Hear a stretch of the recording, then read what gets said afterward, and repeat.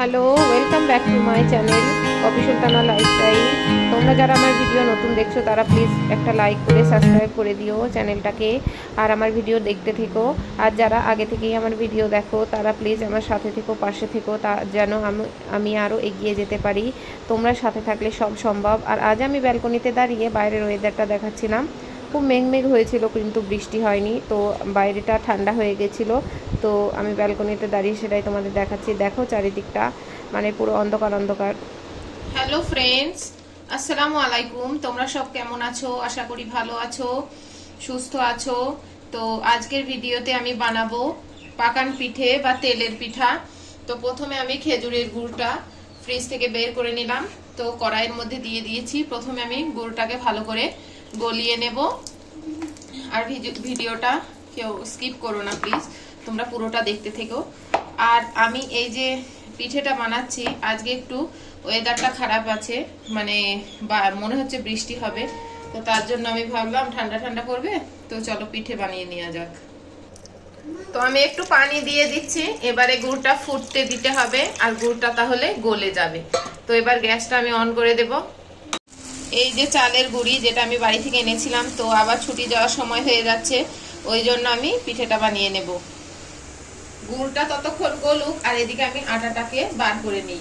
তো আটাটা আমি ঠান্ডা পানিতেই মাখবো, এটা আমার নতুন নিয়ম। সবাই গরম পানিতে আটা যেরকম মাখে, চালের আটা সেরকম মাখে, কিন্তু আমি বিলকুল অন্য নিয়মে মাখবো।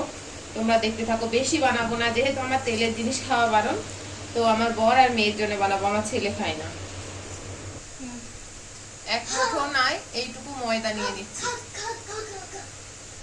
এবার দিয়ে দিচ্ছি নুন। এবার দিয়ে দেবো কালো জিরে। কালো জিরেটা মুখে পড়লে খুব ভালো লাগবে। এবার শুকনো অবস্থায় এটাকে ভালো করে মিশিয়ে নিলাম। এদিকে আমার গুড় গলতে শুরু করে দিয়েছে, এই দেখো ফুটছে। তো কালার আর এর কি সুগন্ধ বেরিয়েছে তোমাদের কি বলবো। এটাকে গলিয়ে নিয়ে ঠান্ডা করে তারপরে আমি ওই যে আটার মিক্সারটা রেডি করলাম, ওটার সাথে ভালো করে হাত দিয়ে ঠান্ডা পানি দিয়ে মিক্স করবো। এবার গুড়টা ঠান্ডা হয়ে গেলে অল্প অল্প করে আমি আটার সাথে মিশিয়ে দেব। পুরোটা একসাথে দিলে হবে না, অল্প অল্প করে দিতে হবে। তো এই দেখো আমি প্রথমে একটা খুন্তি দিয়ে নাড়িয়ে নিচ্ছিলাম, কারণ হালকা একটু গরম ছিল, হালকা হালকা গরম অবস্থায় মাখাতে হবে, খুব ঠান্ডা হলে কিন্তু হবে না। তো যাই হোক আমি ভালো করে এটাকে মাখিয়ে নিচ্ছিলাম, তারপরে এটাকে হাত দিয়ে মাখাবো। তো পানিও একসাথে দিলে হবে না, অল্প অল্প করে পানি দিতে হবে। যাই হোক আমি হাত দিয়ে দেখে নিচ্ছিলাম, তো এটা একটু আঠা আঠা হয়েছিল, তো এরকমই হওয়া লাগবে। তো এবার আমি অল্প অল্প করে ঠান্ডা পানি দিয়ে মেখে নেব, গরম পানি দেওয়ার দরকার নেই। তো ঠান্ডা পানি দিয়ে হালকা উষ্ণ পানি দিয়ে মেখে নিতে পারো, আবার তোমরা দুধও দিতে পারো। যাই হোক আজকে আমি দুধ দেইনি। তো অল্প অল্প করে ব্যাটারটাকে মাখিয়ে নিচ্ছিলাম। এই দেখো, তো পুরো পাতলা হবে না, আবার পুরো ঘনও হবে না, মোটামুটি একটা থিকনেস ব্যাটার তৈরি হবে। তো এটা বানানোর পরে এটাকে 1-1.5 ঘন্টা রেস্টের জন্য রেখে দিতে হবে। তো এখন আমি এটা 1.5 ঘন্টা রেস্ট করতে দেব, এবং ব্যাটারটা বানিয়ে আমি চলে যাব পার্কে। তো দেখো আমি পার্কে যাচ্ছি। কি করতে যাচ্ছ তুমি পার্কে? কি করতে? খেলা করতে? চলো। আর হাতে ওটা কি? কি ওটা? পানি কেন নিয়েছো? এখন বাজে 6:30, আর এখানে 6:30 সময় সন্ধ্যা হয় না, 7:30 সময় হয়। এখনো 1 ঘন্টা বেলা আছে। আর এই হচ্ছে সন্ধ্যের পার্কের পরিবেশ। দেখো সবাই ছেলে মেয়ে খেলা করছে, বাচ্চারা খেলছে। আর ওই দেখো সব দোলনা টোলনা লাগানো আছে। হ্যাঁ, তা তোমাদের আমি দেখাবো, দেখো একে একে।